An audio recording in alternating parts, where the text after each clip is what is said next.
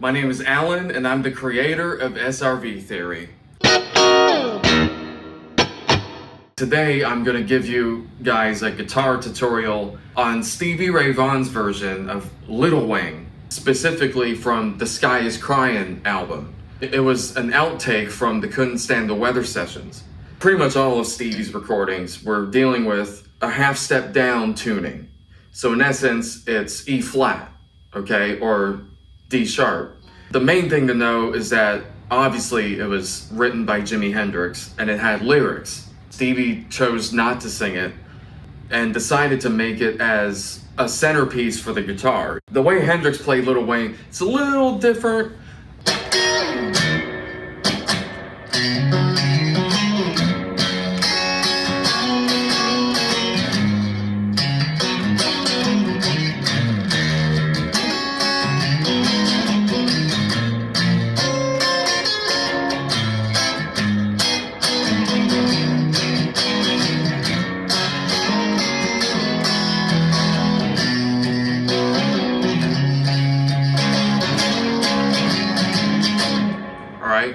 Stevie's version is a teeny bit slower in tempo. Stevie incorporates a lot of jazz into this song. Brant Green and Wes Montgomery, Django Reinhardt, all those guys. I won't be focusing on the big, huge solos today. That's for another video. What I wanted to focus on was all the quiet parts. So Stevie plays Little Wing and he starts off like this.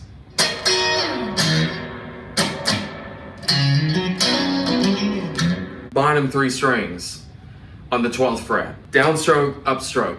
The count for the intro starts off on the 4. 1.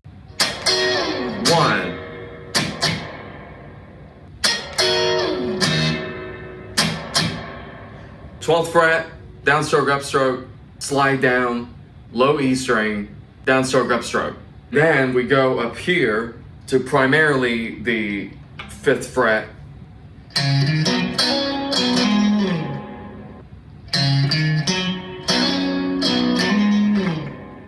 Then we're going up to the 3rd position, the 3rd fret.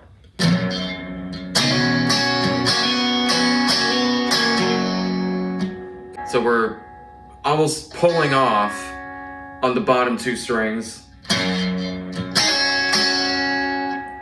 Downstroke, upstroke. He slides up to the 5th fret with his thumb on the low E string.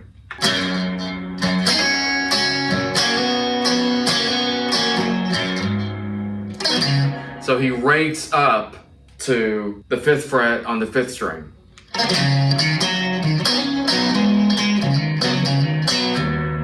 So he does that kind of. It's technically a mistake, but it sounds great. He starts off on the 3rd fret and then jumps up to the 5th fret position.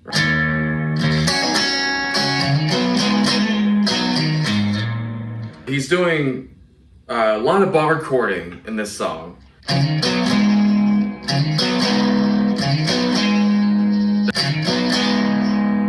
A minor position, right? Then he slides up to the 7th fret. He's hitting the 2nd and 1st string.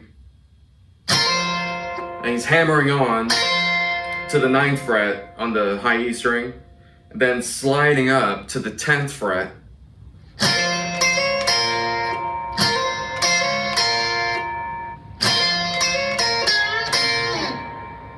So he's bending up. Can I have a half bend? And then he jumps down to the 6th fret.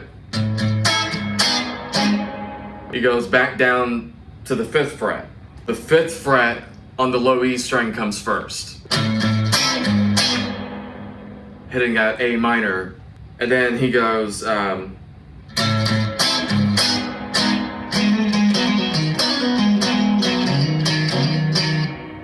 if you're playing it with one string, it's That's the main melody. When Stevie would play one note, it wasn't just it just wasn't one note. He knew which strings to mute with his fretting hand, right? What you're doing is you're picking and choosing what notes you want to be heard when you go to play them with your right hand. If you're right-handed. If you're left-handed, it would be the opposite. And you're choosing the duration of each note depending on your fretting hand. If you want it to ring out, you hold it. If you want it shorter, you take your finger off of it. Then we go up to the 3rd fret, slide up to the 3rd fret, low E string. Then we have this very Hendrix-y chord. You'll hear a lot of that in Hendrix's guitar playing. Castles Made of Sand. You'll hear that. Stevie would incorporate this live when he would go into Third Stone from the Sun.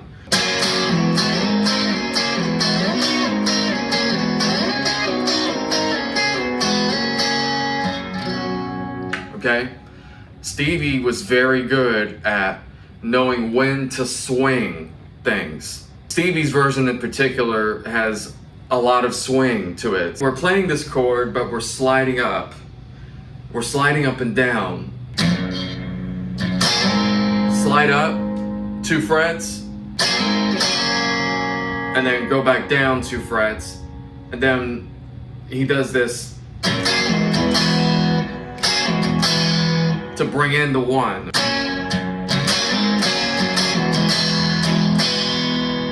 Back down to the 1st fret. Right here, he does quite a bit of raking. Lands on the 3rd fret, 5th string. And almost like a power chord kind of idea.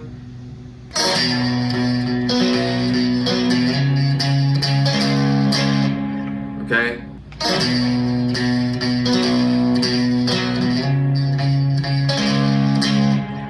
Going from the 3rd, sliding up to the 5th. At the 7th fret, he's playing this. He's playing that all at the same time. So it's 4th string, 7th fret, 3rd string, 7th fret, and then with the pinky, 5th string, 10th fret. Okay, and he's barring the whole time right here. And he finishes with a hammer-on the 5th string, hammering on to the 9th fret. Guitar tablature can only teach you so much. The other half is feel and picking style. When Tommy and Chris come in, when the band comes in, Chris does that drum fill, you know,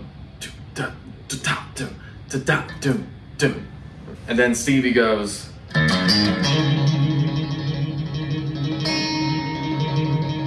Famous Hendrix trill, okay? 4th string, 2nd fret, open string, 2nd fret, right?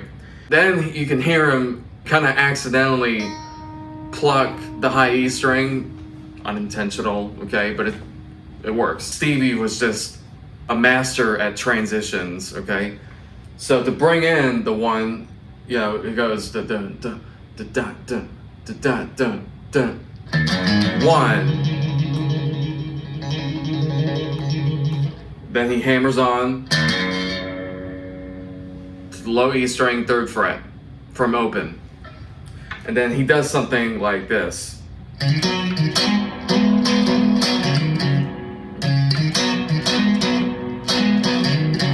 Then he goes up to the 5, to the 5th fret, incorporating that swing into it, okay?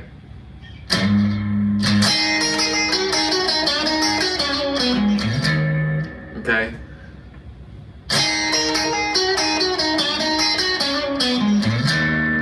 You can play that with whichever fingering you want. It's hammering on, pulling off.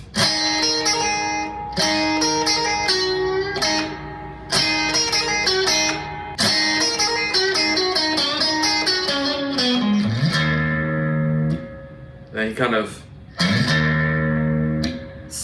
does this gliss, and then hits the low E string. Harmonics, 12th fret. Ba-gung, gung, gung, gung.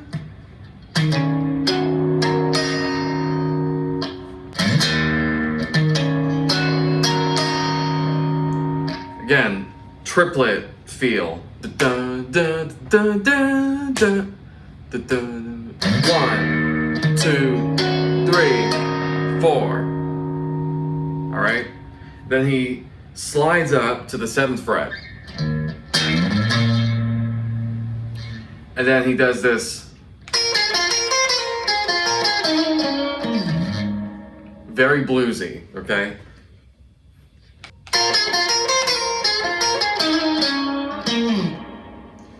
Then back up to the 5th fret.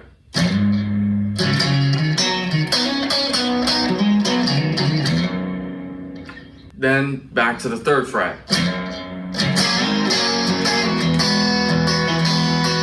Okay, there he kind of changes it up a little bit. Same as the intro, but he changes it a little bit. So he goes.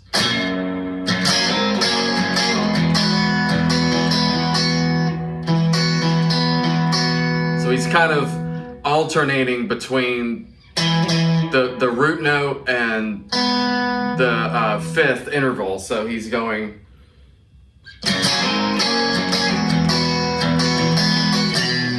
And then he lands on the 3rd fret, 5th string again. And then he adds that note on the 2nd string. So he's going.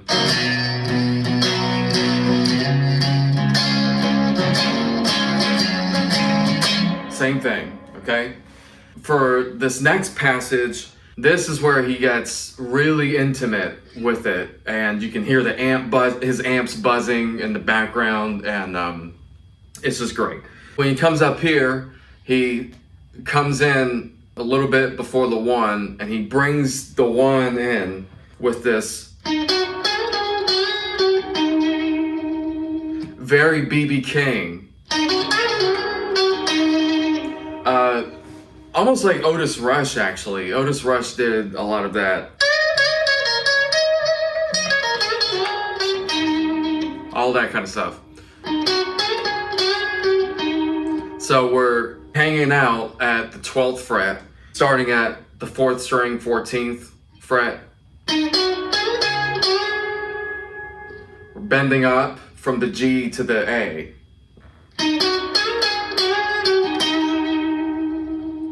Vibrato, then walking it down. The great thing about this recording of Stevie's, many guitar players think about Stevie and they're like, oh, he just filled in all the holes and he played constantly. I beg to differ on that. Stevie also knew when to not play. So there's a lot of silences in these passages, right? So from this part,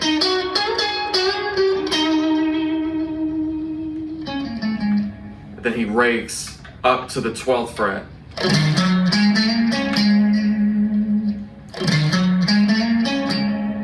All right, and then he does this kind of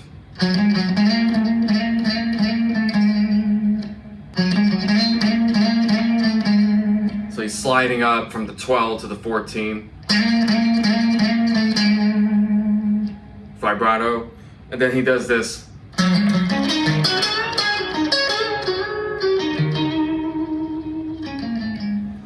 It's all about the groove, and it's all about phrasing.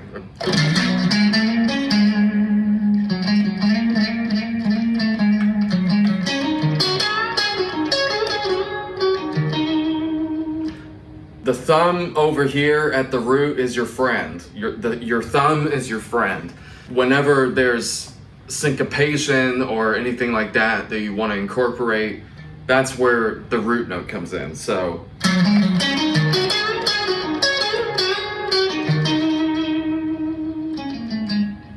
and then he does this so he's picking the high E string with his middle finger. That's a very Hubert Sumlin kind of move, right? And he's barring the 3rd and 2nd string, at the 14th fret, right?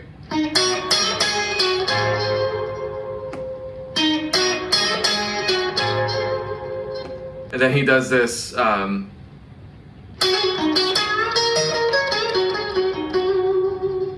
very bluesy.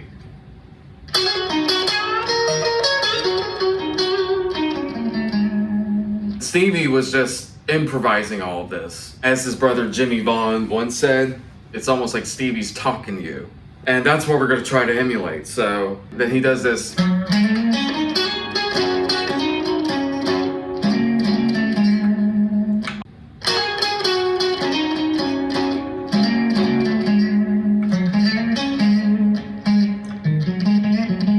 And I believe it sounds like he switches to his thumb.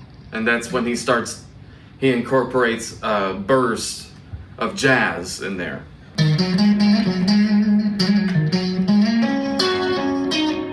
Okay. Dun, dun, dun, dun, dun, dun. Here's where Wes Montgomery comes in.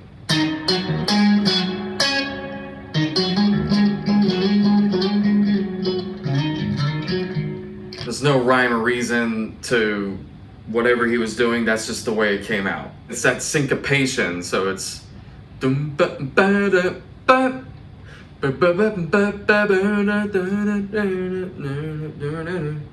part of it's in time and part of it's free. So it's like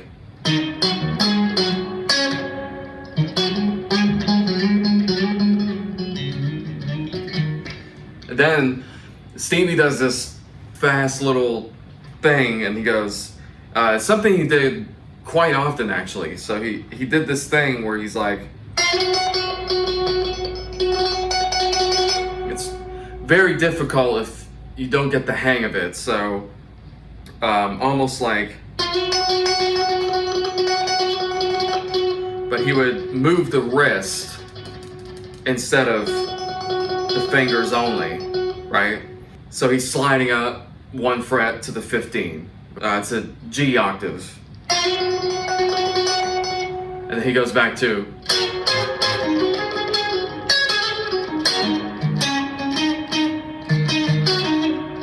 Okay? He's just coming up with ideas at this point. Blues, jazz, swing, big band, all of that you can hear in there. So he's going.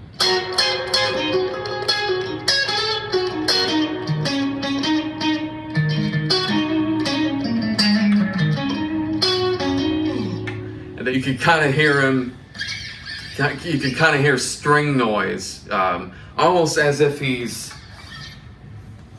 going over to his amp and adjusting stuff. Then from there, he does that same, and then he does this, and he starts getting into the rapid fire kind of stuff. And then from there, he goes into the Hendrix bits, right? So he goes. All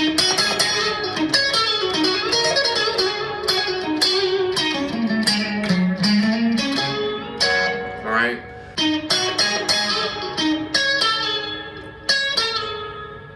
You can hear Stevie do that all over the place. He would do this a lot where he would go.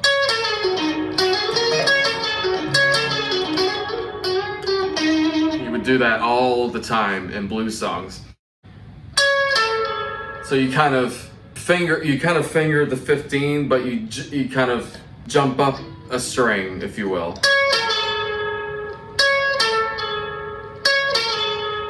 Again, it goes by super fast, so.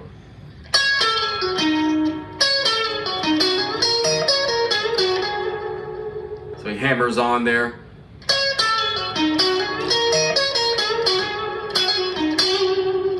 I'll start from the Wes Montgomery part, right?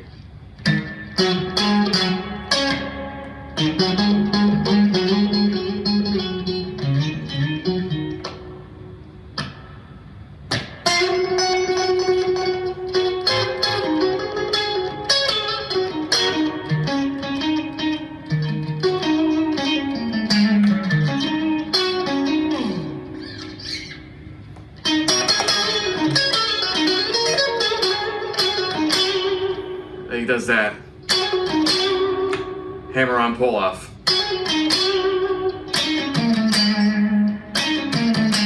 hammer on to the 14th. And then he does this part that we all know and love.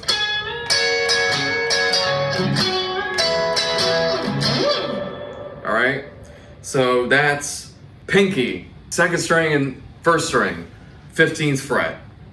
And the way Stevie did this shape is he would leave the ring finger out. As opposed to bending it with one finger, he would use two. So the first finger is behind the second finger, right? The middle finger. And he would bend up.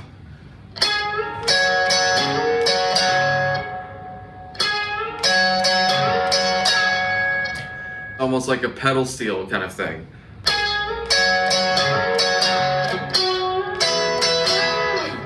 Two frets down. Then he does this whoa on the third string. And then we get into this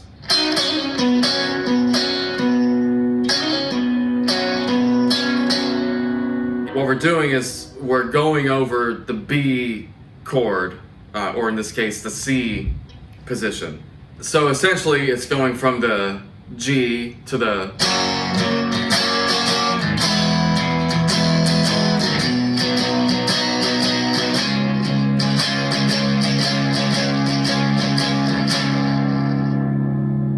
So essentially that's what's going on there behind it, right?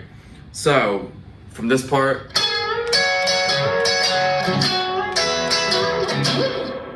then we have this,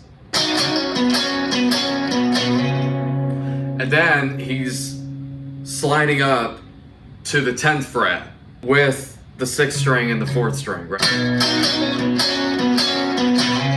And he plays those at the same time. Again, knowing what strings to mute with your fretting hand, okay? And then he does this.